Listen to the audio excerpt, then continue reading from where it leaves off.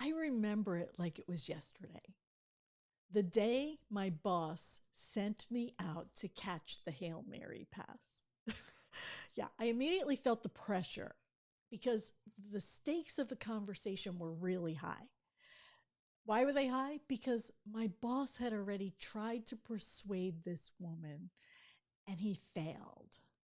So he called in the second string team. And the second challenge I had was that I didn't even know this woman, right? So I was trying to create something from nothing. So I felt like this was a bad pass from the beginning, right? It was a bad pass. It was going to be a challenge. And I felt like the whole family's legacy in our community was at stake. And this was a really highly influential family that was headed for a very messy divorce. Now, my boss trusted that I knew the facts. He knew me well enough to know that I would have the same perspective as him, right? Like rubber stamp him. He knew that I had the community's best interest in mind. So everything was in line for him in his head, right? But 5 minutes into the conversation, I'm thinking to myself, yup, this guy is a jerk. Oh no, he's a jerk, right? 10 minutes in, I'm singing in my head, hit the road, Jack, and don't you come back no more, no more, right? Like that is what's going on inside of me as I'm listening to this lady. At this point, I'm faced with a decision.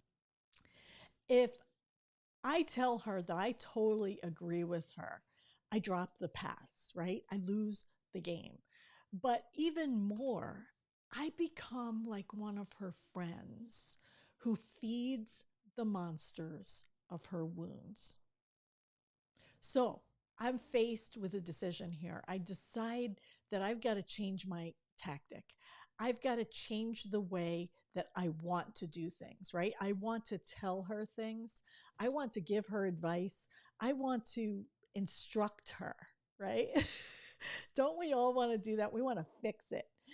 But instead, I changed my tactics and I listened because I needed to get more information. I needed to hear what was below the surface of all of this.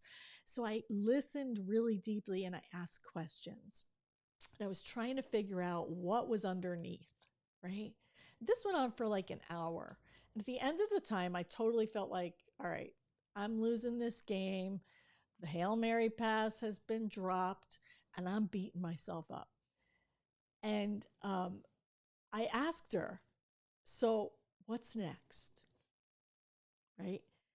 And she stopped and looked at me. And then there was silence. And everything inside of me wanted to fill the space, but I chose not to. I chose to pause and wait.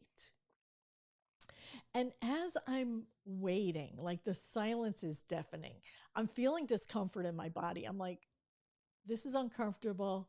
We're just quiet here. And she turned to me and she said, thank you.